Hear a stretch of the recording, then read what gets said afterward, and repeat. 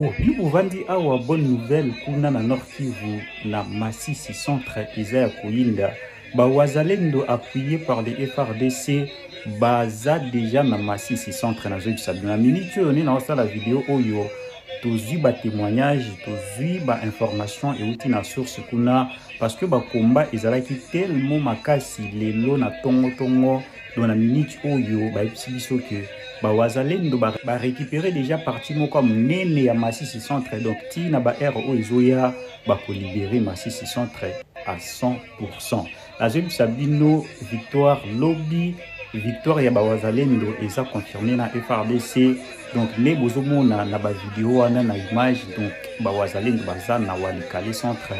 bakimisi Rwandais na M23 la ndemo akosakana te elobi journaliste la bango balobaki lokote babandaki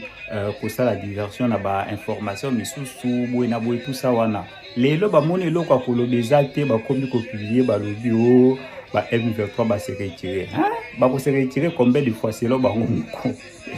bazwi nde frappe ya wazalendo na FRDC na minute oyo il faut boyeba ke Walikale centre aéroport ya Kigoma tout ça wana eza déjà contrôlé à 100% na wazalendo na FRDC et puis Masisi centre na minute oyo eza pe déjà na maboko ya wazalendo na FRDC donc tina pokwa awa bokoyoka sango ke libéré pe Masisi donc à suivre tozolande la situation de près et tokoya lisusu ki amélioration eza donc voilà bonne nouvelle ya journée bivandi awa bonne nouvelle kuna na Nord Kivu na Masisi centre Isaya Koyinda wazalendo appuyé par les FRDC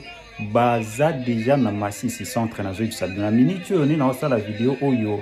tozwi témoignage tozwi information euti na source kuna parce que bakomba ezalaki tellement makasi lelo na tongo dans la minute oyo bayebisi biso ke wazalendo récupérer déjà parti moko monene ya Masisi centre donc tina aire oyo ezoya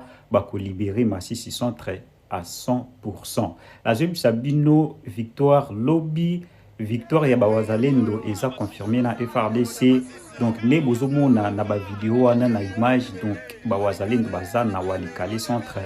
bakimisi Rwandais na M23 la ndemo akosakana te elobi journaliste la bango balobaki lokote babandaki kosala diversion na information misusu boye na boye tout ça wana lelo bamoni eloko akolobeza te bakomi kopublier balobi o M23 se retirer se retirer combien de fois selo bango moko bazwi nde frappe ya wazalendo na FRDC na minute oyo il faut boyeba ke Walikale centre aéroport ya Kigoma tout ça wana eza déjà contrôlé à 100% na wazalendo na FRDC et puis Masisi centre na minute oyo eza pe déjà na maboko ya wazalendo na FRDC donc tina pokwa awa bokoyoka sango ke libéré pe Masisi donc à suivre tozolande la situation de près et tokoya lisusu ki amélioration eza donc voilà bonne nouvelle ya journée